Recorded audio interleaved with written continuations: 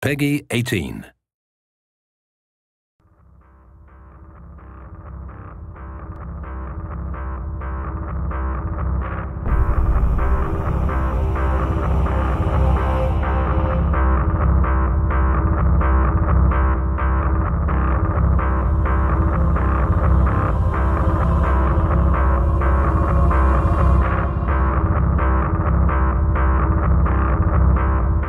We really wanted something unique and a real incentive, and we thought it would be really nice to have a taste of the Hitman fantasy. Basically, we were discussing a lot how to make an interesting pre-order incentive for Absolution.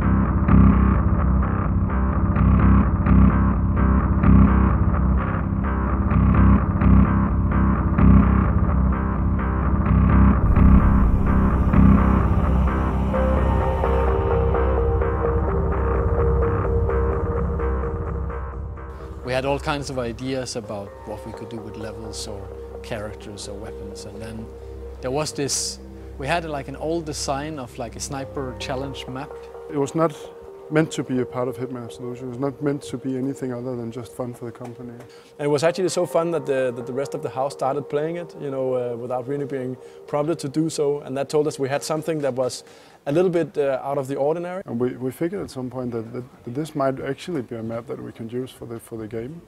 We knew that the fun factor was quite high, so we just needed to look into how do we implement this into being in the Hitman fantasy.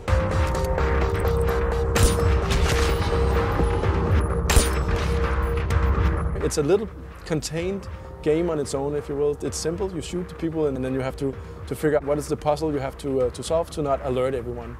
And we actually took that whole concept and said, okay, if we're to do this as a product, how would that then be? And that turned into the Sniper Challenge. It's teasing a lot of little moments that you will go through in Absolution, but it's not directly linked. That's also part of the kind of strength of it, is that it is an addition to the main game.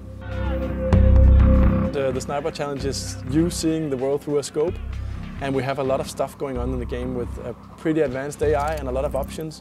So the initial phase was just trying to figure out how do we make sure that all the stuff that's in Absolution somehow makes it across the sniper scope and onto the roof of the building that you are focusing on.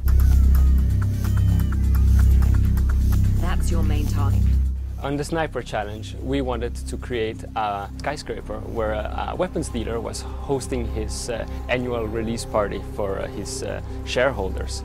And Agent 47 has the task to actually go in and take this weapons dealer out. And to do this, we had to create a gameplay field where the player could explore different possibilities of fanciful kills and not getting discovered at the same time. We really wanted to give the player to stay in the fantasy that they remember from Hitman Blood Money. We need to be in the atmosphere of this classy hit, classy target that Hitman needs to take down. There is the sense that whatever you do, it will kind of ripple out into the whole map. And you have to kind of think twice before making your move. One of the moments I like best in the Sniper Challenge is actually something that came in fairly late, which is the elevator challenge we did, where you can distract the guard and then shoot a fuse box. And then if you're fast, you shoot him into the elevator shaft and then the elevator doors close. And I think it's a beautiful way with game mechanics to sum up the kind of the refinery of being a really, really cool assassin. You're shooting a guy, but you're also both distracting him and disposing of him at the same time. One of the things that is a really interesting challenge for us is to put as many characters as possible for the player to discover. And it's not just the main cast. We have this ninja that kind of looks like he's about to commit suicide, and you're kind of like helping him a bit in the way.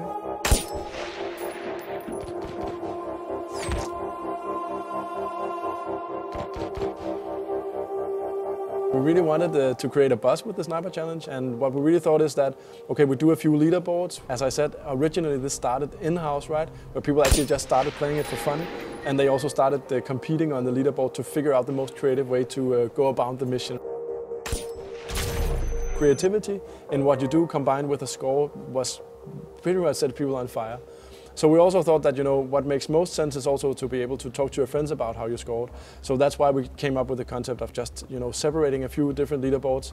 Personally, I would never figure on the worldwide leaderboard, but I do know how I would fare against my friends, right? And it's in that way it's much more fun to compete with people you know. There's all these little hidden details that can help improve your score and improve your play style towards the game.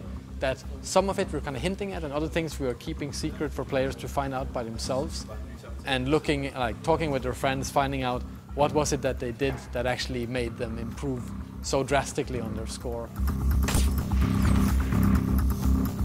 Gameplay-wise, we really wanted to make it so that when you play the game and as you improve your skills and you unlock stuff in the Sniper Challenge, that it actually unlocks an Absolution as well. So we wanted to create that tie-in to make them feel that they are connected, even if the Sniper Challenge is mainly about sniping and Absolution is about everything else Hitman, if you will.